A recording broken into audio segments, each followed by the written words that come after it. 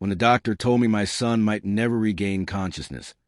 I didn't shed a tear, not because I wasn't shattered. But something inside me went still, frozen beyond grief. And when my wife turned her back and walked away without a word, that's when I realized I was the only one left who hadn't given up on him. The room was filled with the mechanical breath of machines and the steady rhythm of monitors. I reached out and held his hand, cold, motionless, and heard a small metallic sound hit the ground. A key, tiny, old, and attached to a torn piece of paper. In his familiar, unsteady handwriting, it read, "Dad used this to unlock what's inside." I didn't move for hours, just sat there, clutching that key like it had the power to bring him back. But as the quiet stretched on, a chilling thought crept into my mind. If he wrote this before the crash, he knew something, and someone wanted to silence him. It had started 6 months before the accident. The company was doing fine, not exploding with profit, but comfortably steady. I'd built it from scratch.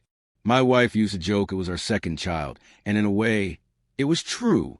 The late nights, skipped meals, the sacrifices, it was all for the future I envisioned for us.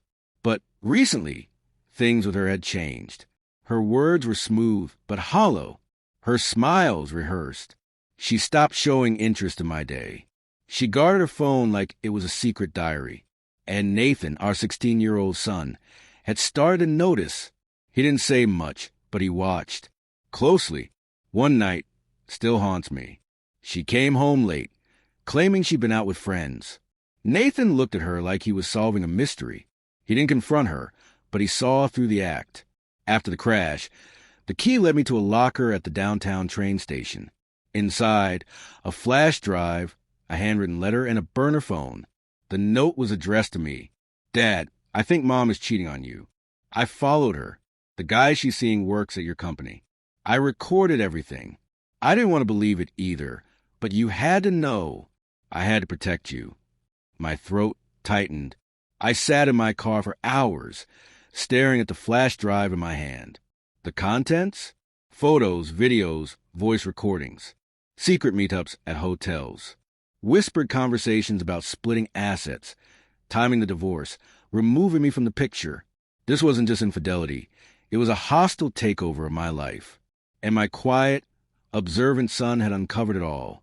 She must have found out. It's the only explanation.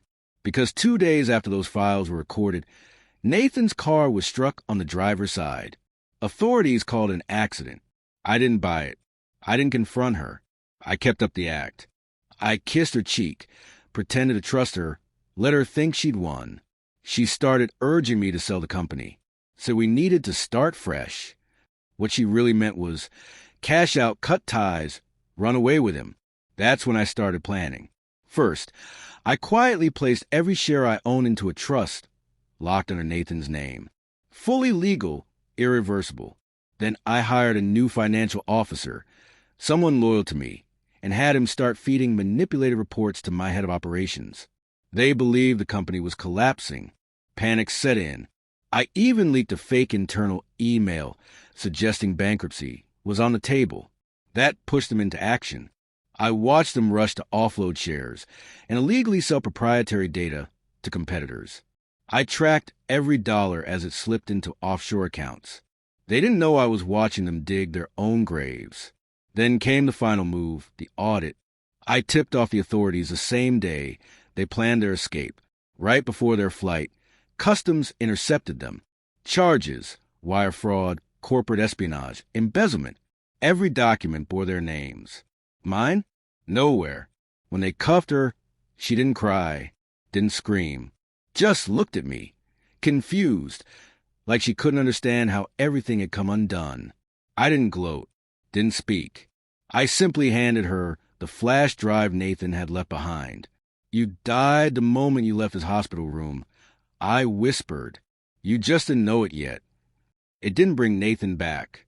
But a few weeks after she was sentenced, as I sat by his bedside once again, his finger twitched. Doctors called it reflex. I knew better. I saw something in his eyes, faint, fragile, but unmistakably there, as if he knew, as if he felt that justice had been done. Now, Every evening I sit beside him. I read. I wait. The company is safe. Her name has been erased.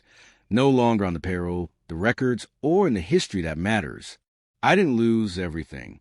I reclaimed it because my son believed in me enough to act when I was too blind to see the truth. So I wait for the day he opens his eyes, for his first word. When that moment comes, I'll tell him the whole story. His silence saved me. And mine destroyed them.